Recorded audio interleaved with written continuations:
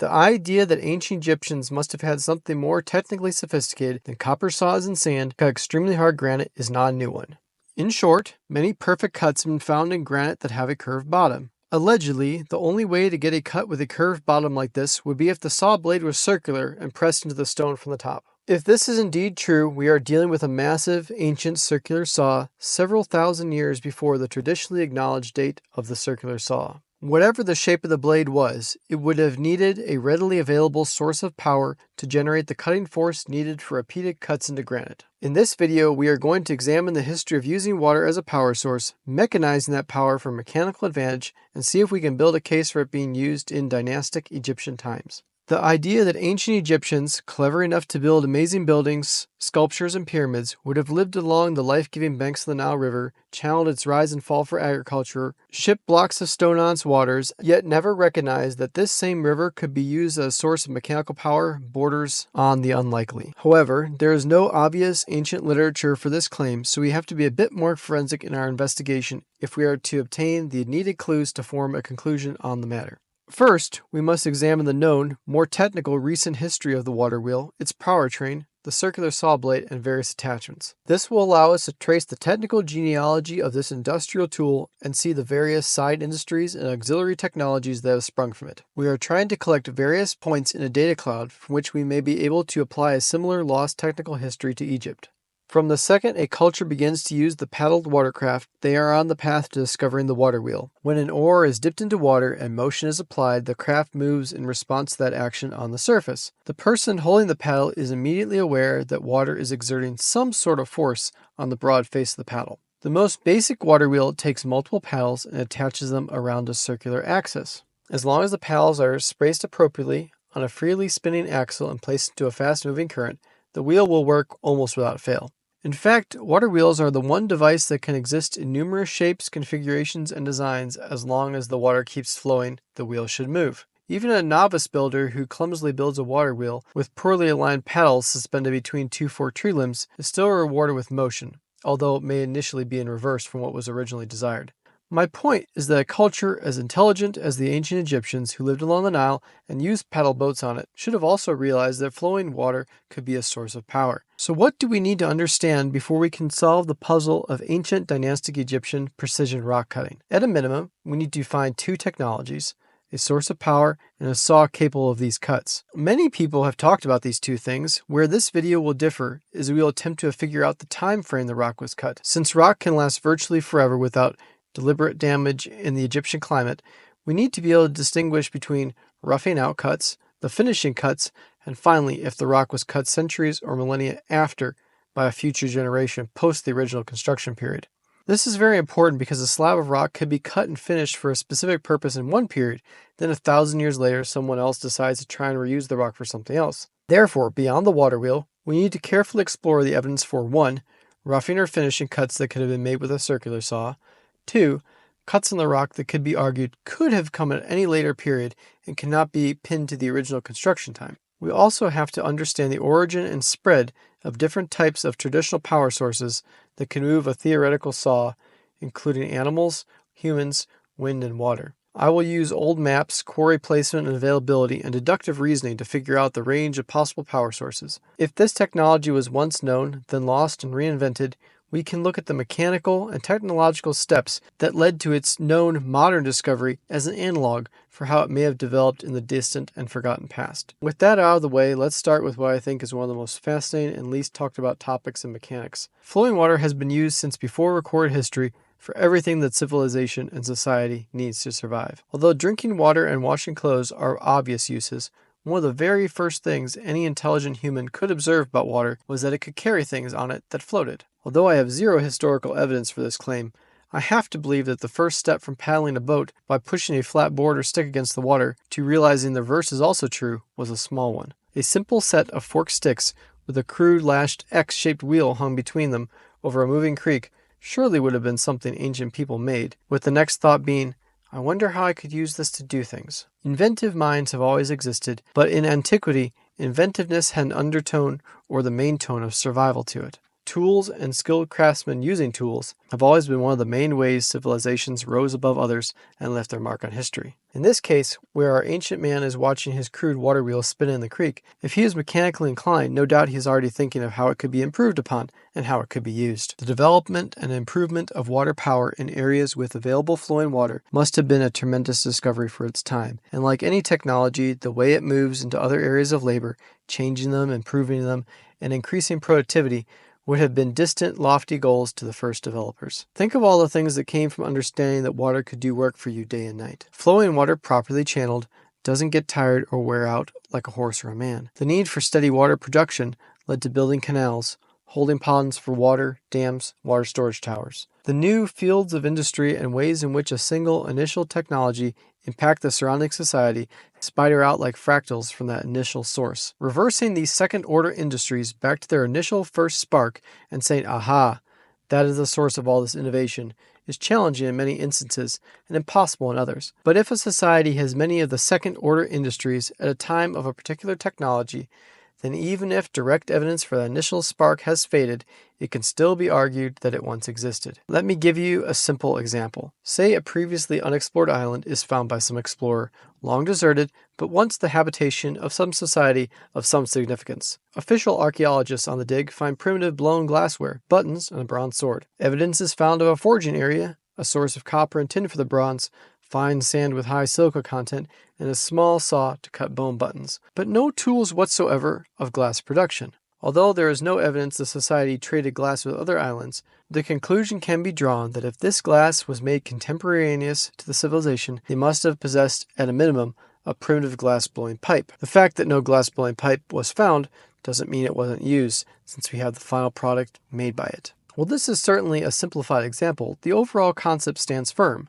A data cloud of circumstantial evidence can move a nebulous technical spark from the world of theoretical into that of the probable by simply observing the direct results of its use. My example doesn't extend fully to that of the pyramids because blown glass can only be blown and stone can be cut with horrific amounts of effort by a method far less efficient than a large water-powered circular saw. To be clear, there is no archaeological, artistic, written, or other direct evidence that I have found to date for water wheels anywhere in the ancient world prior to 400 BC, and certainly no direct evidence from the time the pyramids were being built, which is why we have to examine the circumstantial evidence fairly and judge it accordingly. If in the end I do not believe the evidence supports the use of water power in cutting and finishing the highly precise stones of Egypt, then I will say so. So what happened at 400 BC that led to the known technical history as water wheels as engines of progress? As I mentioned in my last video, one method of moving water in the Middle East was with a counterbalanced bucket scoop known as a shadoof. This simple device allowed water to be easily scooped from a river or well by a single individual.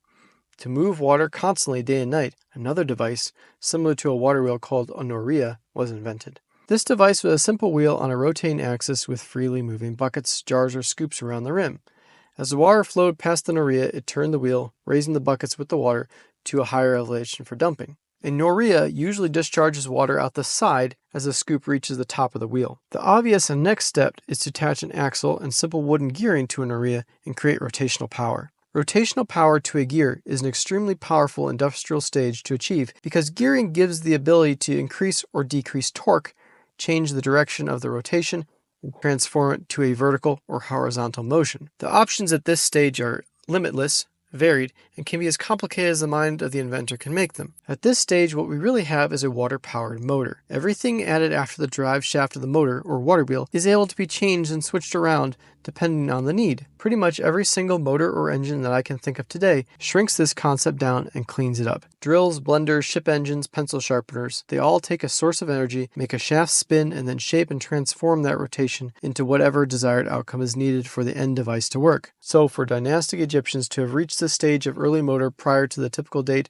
of 4th century BC, they would need to have developed wheels, the rotational axle, and at least simple wooden gearing. Let's remember that list going forward as we will add to it. Although not an example from ancient Egypt, we do have a stone relief from a coffin in Hierapolis, now modern Turkey, that depicts in clear technical detail an ancient water-powered stone sawmill. The carving was on the grave of the sawmill's inventor, and clearly something he was very proud of making. The saw used a single water wheel and some clever gearing to power not only one, but two gang saws. While certainly after the period of the ancient Egyptians, I do not believe the technical stone building techniques were so vastly different between these geographically close cultures to say the Hellenistic culture of Hierapolis was far and away advanced beyond the Egyptians. Many would argue the opposite, in fact, that stone construction in ancient Egypt has never been improved upon. In fact, when we speak of the golden age of Greece and the technical collapse of the Dark Ages, it seems improbable to say that technology has always and must always advance in a linear fashion and be developed for generations to come up with a water wheel. A single smart and perceptive person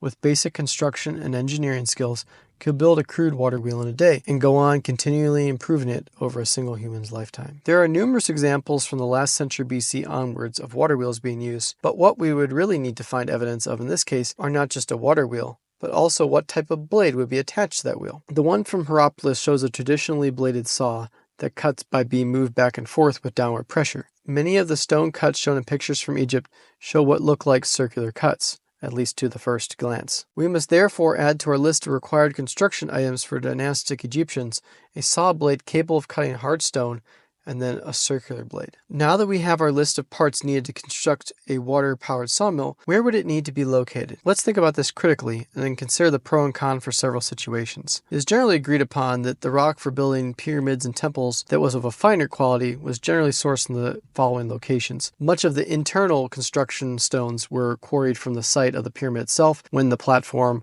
or plateau is being leveled. So when it comes to limestone, the main quarry sites for that were the Giza Plateau, which was quarried directly on site for the pyramid cores.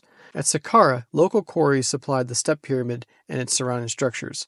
At Dashur, local quarries also provided for the core and casing stones. A finer type of limestone used for the cladding on the outside of finished pyramids was called Tura and was quarried from the Masara site east bank of the Nile opposite Memphis. These rocks were then transported on a barge across the Nile to Giza, Saqqara, Dashur, etc. Red granite from the main quarry site in Aswan, the Sayanite quarry, Elephantine, and Gebel el Asser, was used in the King's Chamber in Khufu's pyramid for the ceiling blocks and sarcophagus. Black granite, also known as dolerite, came from the main quarry site at Gebel el Asser in the Wadi Hammamat region. That kind of rock, the dolerite, was used in statue and sarcophagus from the 12th dynasty and later, flooring, architectural elements in temples, small altars, and stela. Diorite was used in statues, notably that of Khafre, tools, pounders, hammers, ritual and offering tables. Basalt, used in pavement stones, boat pit linings, mortuary temple floors, such as Khufu's causeway pavement, came from Fayum and Wadi Natron areas. The Serapeum bullbox stone, also known as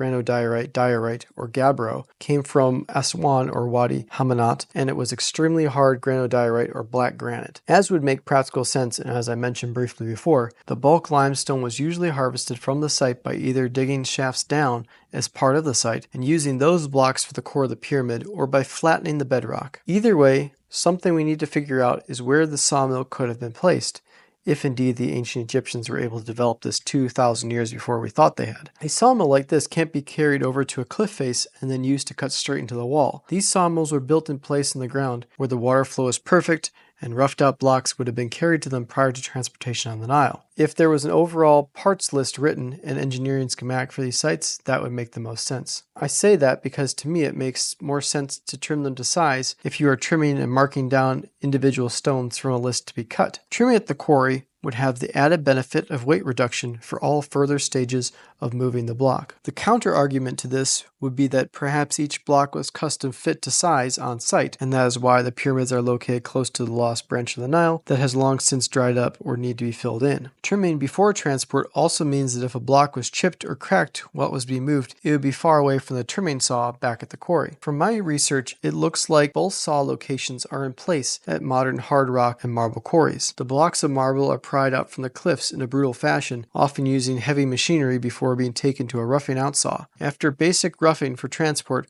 they go to a more specialized and high quality saw for precision cutting. If water was present at both ends of the stone block production line, then it makes sense to build one saw at each site. Remember, we are trying to see how such incredible feats of ancient engineering could have been realistically done, not saying that this is how it was done. Too many people say, well, it's just impossible, so the ancient Egyptians could not have done it. Well, I'm trying to suggest something that is probable, not something that is impossible. If we go back to our list of parts needed and add in simple wooden gears for direction change, we would be very close at this point to having everything needed to complete the sawmill. But the question still hasn't been answered if the first dynasty and later periods had developed these. Many of the basic parts needed were in place in some form, for sure, at either the end of the first dynasty or in the case of the chariot wheel by the 1700s BC, in terms of simple axles, paddles, and counterbalance pivots used in the shaduf. I have not been able to find historical or picture evidence from the first dynasty that predicts any simple basic gearing such as a lantern gear. This type of gear is one of the first that is made. It is very easy to make and doesn't need precise teeth cut, and the double-ended construction of it makes it very sturdy. As you can see, when you make a water-power sawmill with either a circular or straight blade, what you're really doing is combining various lower-level mechanical parts to create an entire machine that can do almost any type of work. Therefore, if ancient dynastic Egyptians did invent a water-powered rock-cutting mill with a circular blade, or any blade at all, and used that blade to cut rock, then we really don't even need to find the mill or the saw itself. We would need to see if the concept of a water-powered engine sprung out into other industries and started replacing human labor in other lines of work. There's simply no reason why workmen working on a pyramid construction wouldn't go back home to the local village and tell them about the wonderful new labor-saving invention they saw cutting rock at the pyramids. They would of course have done this, and the rotational power of the water wheel would have been hooked up to querns, pumps, drop hammers for metalworking, a myriad of applications. Remember, when a technology like this comes into society, it changes the way people perceive and use labor. Its gears, blades, parts, and pieces, even if invented and assembled in a week in one location, would have started finding immediate use in another location industry soon after. The reason I know that water wheel technology would have spread to other industries is because it happened for sure at least one time in history already. It really all started with the need to move water, as I said before, with the Nuria from lower elevations to higher elevations. But another forgotten device was the Persian wheel, or sequia. This was an animal-powered chain or wheel covered in pots or jars at regular spaces. The lower end of the chain would be dipped into water and the pots would empty themselves at a trough in the top. The Romans designed a set of 8 Persian wheels in a series at around the 2nd century AD to drain a copper mine in Spain. Each wheel was 15 feet in diameter and the total height the wheels could lift together was 88 feet. These types of machines, powered and unpowered, were the mechanical tinkerings that gave rise to the invention of water wheels for producing steady, constant power and driving machines. The very first uses for water wheels were to power grindstones to grind grain, and used a paddle stuck into a small, fast-moving stream from a hillside with a mill built around it. The axle of the mill connected directly to the grindstones with very little to no gearing. This style of mill became known as the Norse mill and sprouted directly from Greek technology and then spread northward through Europe. Examples of Norse mills still working in this design are present in the Shetland and Faroe Islands. However, as humans always want bigger and better, a new invention was introduced by the Romans called the water mill of Vitruvius. This invention has been called the most important Roman contribution to mechanical engineering. Early wheels of this style probably only put out a few horsepower, although later models boosted upwards of 50 horsepower with incredible amounts of torque at low speed. A Vitruvian wheel is composed of an undershot wheel mounted on a horizontal axis. The rotation of the wheel turns a right-angle gear, which then turns a vertical shaft. This subtle change of direction via gearing meant the wheel could now make better use of the kinetic energy of flowing water, and via gearing, could connect that power in any direction needed, horizontal or vertical. The mill now no longer needed to be constructed directly over the water, but could then be set off to the side, as geographic conditions dictated. From there, water wheel technology was off to the races. Water-powered pumps, bellows, drop hammers, saws for wood and stone, all were developed. Over the next 1800 years, water and wind powered everything imaginable. If it's done with a motor or engine today, it probably existed in a previous version powered by a water wheel or windmill in the past. The limitation of water is that your wheel has to stay by the source of the water, but I digress. As you can see, the technology of the water wheel did not arrive all at once, nor in a vacuum. Parts of this technology would sputter here,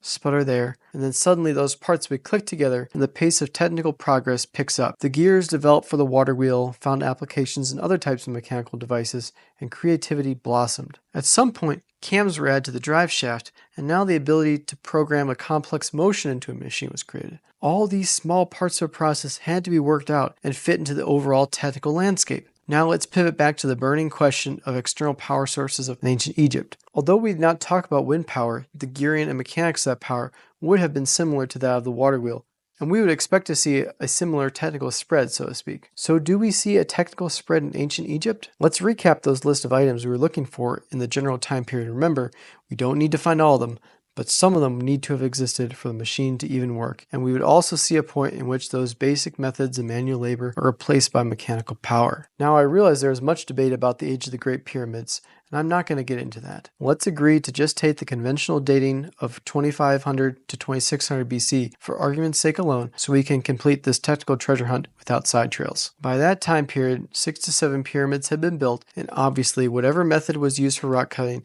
was perfected by then due to the spectacular nature of the Great Pyramids. If the process of building bigger and better pyramids required bigger and better saws, and thereby better sources of power, and if the first objective was the driving force to the second outcome, then the two should be linked in the historical record, or at the very least just offset a little bit from each other. Let me explain it using a more modern technical advancement of the Industrial Revolution. The basic concept of riveting metal together was known, but in the mid-1800s the need to join steel beams together for railway bridges and steel plates together for ship hulls drove the development and standardization of what became known as hot riveting. There was no need to develop hot riveting in the 1300s when stone and wood were used for construction. The technique, the availability of steel, and the need for stronger ship hulls and bridges that could carry trains made all these various interests converge at a single point and develop from there. The construction or industrial needs of a particular situation or time frame drive the tools needed to accomplish it. Back at the pyramids, if a water-powered saw with either straight or circular blades was needed to cut the stones to the dynastic pyramids and temples, then they would have developed in sync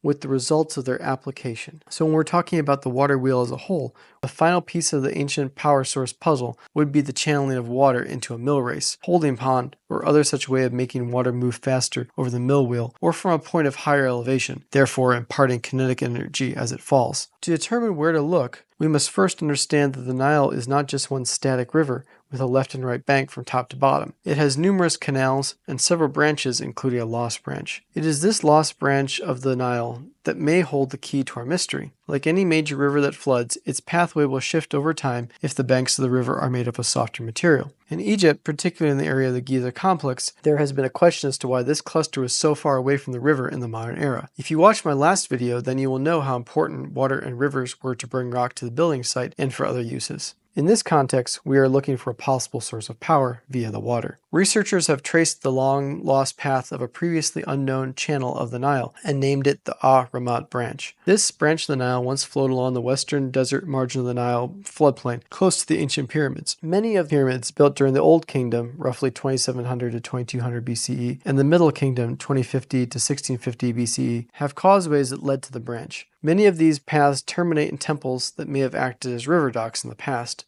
This suggests the lost branch was active during multiple phases of pyramid construction and was probably used as a transportation waterway for workmen and building materials to the sites. In much the same way we see more modern canal branches off the Nile here, this ancient part of the Nile would have run approximately at the left edge of the current floodplain. You can still see small chunks of this canal in certain places like here, and trace where the ground is a bit wetter by looking for green strips of trees. Although the waters still do not flow, yearly flooding probably still fills up the depressions and lets vegetation grow. I am going to do a future video on these ancient ports at pyramid sites along the branch of the Nile. But for the purposes of this video, let's take a look along its path and see if anything remains of any mill race or holding pool used to direct the flow of water onto a water wheel. This is an imprecise task via satellite imagery, and remember, we would also need to check those quarry sites for the same thing. If a saw was used, as I mentioned before, it would make sense to have one at each end, at the quarry for roughing out and weight reduction, and for final fitting at the construction site itself. I started at the bottom of the lost branch and looked all the way to the top,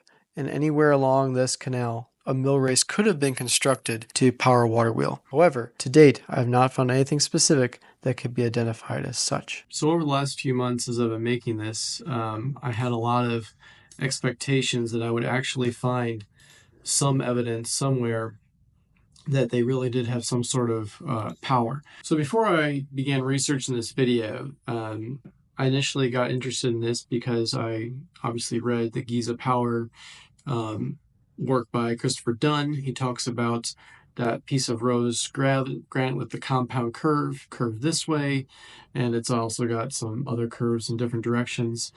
And that made me think, like, well, if they really did have some sort of large saw, how would you power it? And so I started with that understanding that we would need to find some sort of engine if the saw was real, and just went from there, because that is a very weird stone.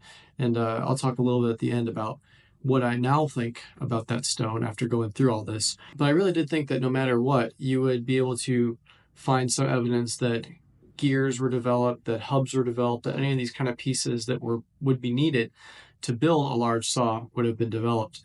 For example, if you had a 37-foot saw like the one that Christopher Dunn hypothesizes would have been at Abu Rawash, then you would have needed, like I mentioned in my video, hubs, gears, all that mechanism, the ability to make a 37-foot tall blade. You'd have needed all those pieces, and they would have shown up in other industries. So if they had built something like this, like I mentioned in my video, those parts would have not just all been invented for one machine and then used there. That's not how we do things. The watch here, the mechanics inside it, the ability to machine the outside edge, all these sorts of things, the metallurgy, the weaving for the band, all these things are parts and pieces of many various industries that all came together for one device. The ability to mill a knurled edge like that does not come only from watchmaking, and it's used in many, many other applications. The same thing here. You could say, oh, they're making hydrogen and a hydrogen engine. Okay. Well, you still don't have any of the pieces that come after the engine. And that's the problem. Those pieces are not showing up in their paintings, are not showing up in their artwork, are not showing up in the actual objects they left. They left objects of pretty much every piece of construction, everyday life. They have pictures of themselves polishing these massive statues. They have pictures of themselves cutting wood, milling grain. They did it by pushing on the grain with a roller on top of this stone slab. They crushed it between two grindstones like that. They also used hand power querns, which are two round grindstones, one sitting on top of another, and you spin the top one, grain goes through the center, flour comes out the side. If you had the ability to cut stone, that source of power would have been hooked up to everything. They would have milled grain. They would have used it to hammer stamping mills. They would have used it to forge iron. They would have used it to do everything that we currently would use an engine to do in a rudimentary form. They would have done that. They were smart people. There's no reason to think they would not have applied such a mechanical advantage to everything else. And there is no evidence whatsoever that they built anything with gears at that time, built anything with hubs, that they built anything with powertrains where you use some sort of rotational power and hook it to other machines to then power those. Unfortunately, there's no evidence of any of that. I really wish there was. That would be so interesting to find that there was this forgotten piece of technology that they used. And remember, everything I'm trying to do is propose a hypothesis and then look for evidence. Remember, I think we have forgotten a little bit, especially with us amateurs looking at ancient archaeology, when we make a statement such as, they used ancient power, forgotten technology, whatever, to power X. For example, you could make the hypothesis, the Dendera lights show electric light bulbs. Okay, that is a hypothesis that needs to be proved. That is not a statement of fact. I think we all need to be really careful about separating statements of fact from hypotheses that need to be proved. Because you could take that Dendera light hypothesis and then go and dig into each piece, and each piece of those may not support your original hypothesis, and then you need to be transparent and honest about that. So the original hypothesis I started with was that if they had a source of power, they would have made other devices. So my hypothesis in my video has not been proved.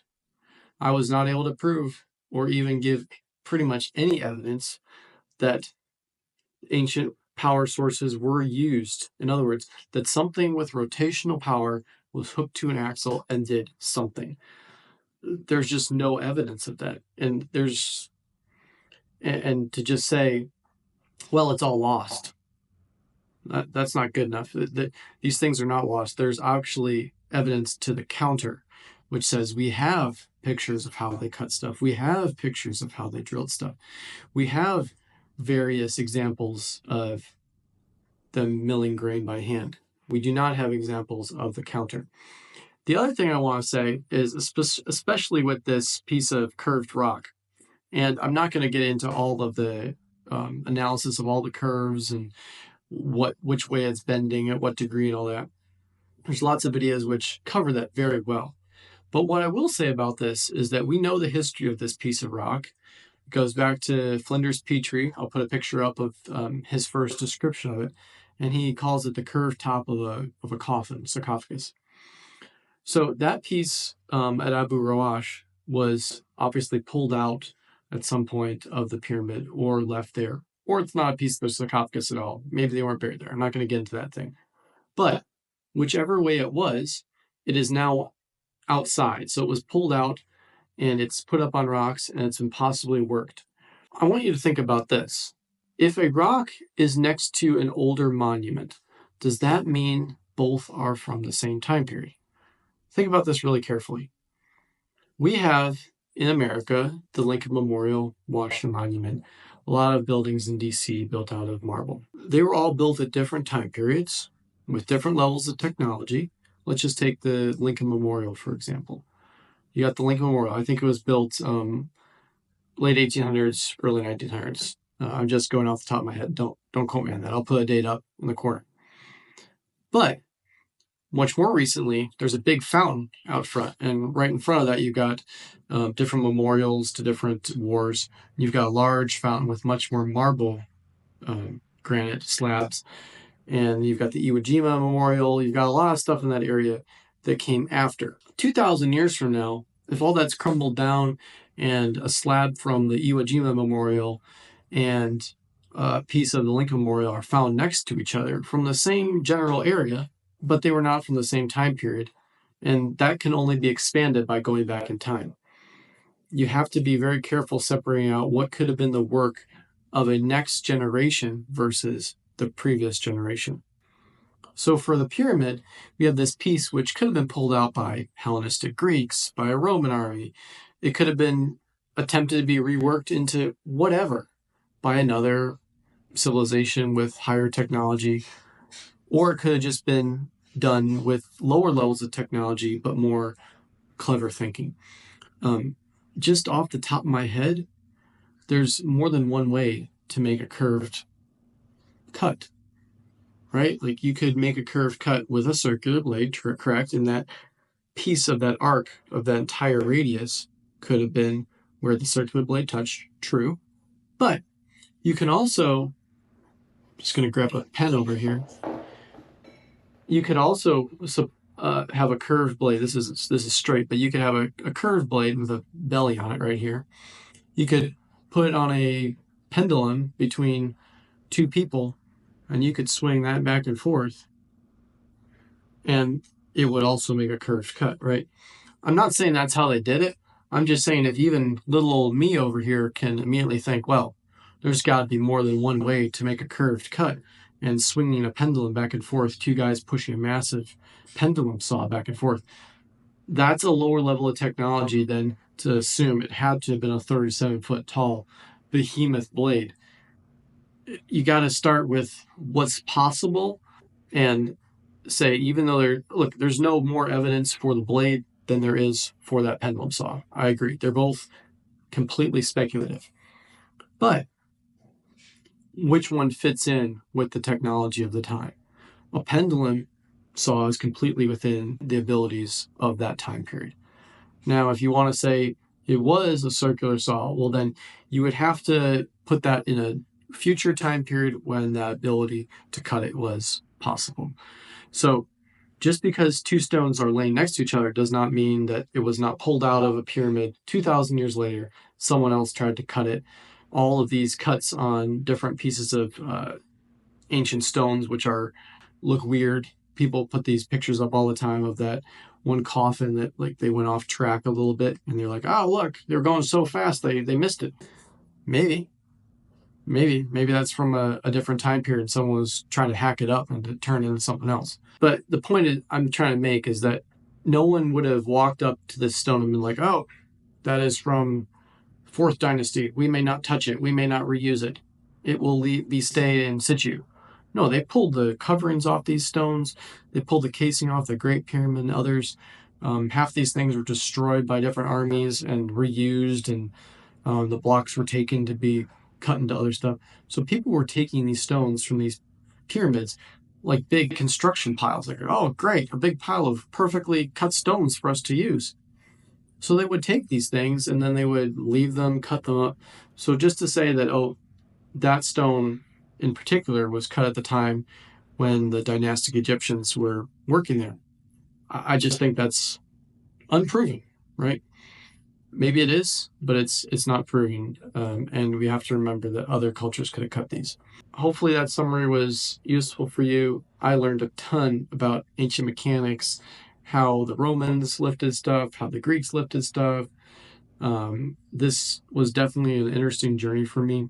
And I just hope that everyone enjoys these kind of videos where I step through in hopefully a pretty solid, logical fashion and try to explain these very complex topics in a way that's not clickbaity. I'm not going to be saying out here saying, oh, lost technology, impossible to have done. No, my entire goal here is to show rational, logical engineering solutions to these impossible cuts, impossible drill marks, impossible this, impossible that. It's not impossible. Those people were just more clever with what they had. You got to be pretty clever to do something like that with limited tools. You have to remember, these people are not out there just winging it. They thought about these things, they planned these things, and they were very good with the technology that they had. And just because it would take you or I a CNC machine to do one of these things does not mean it would take someone else the same. I learned a lot from this video. I'm going to keep making these kind of videos, and I hope you liked it. I appreciate you watching.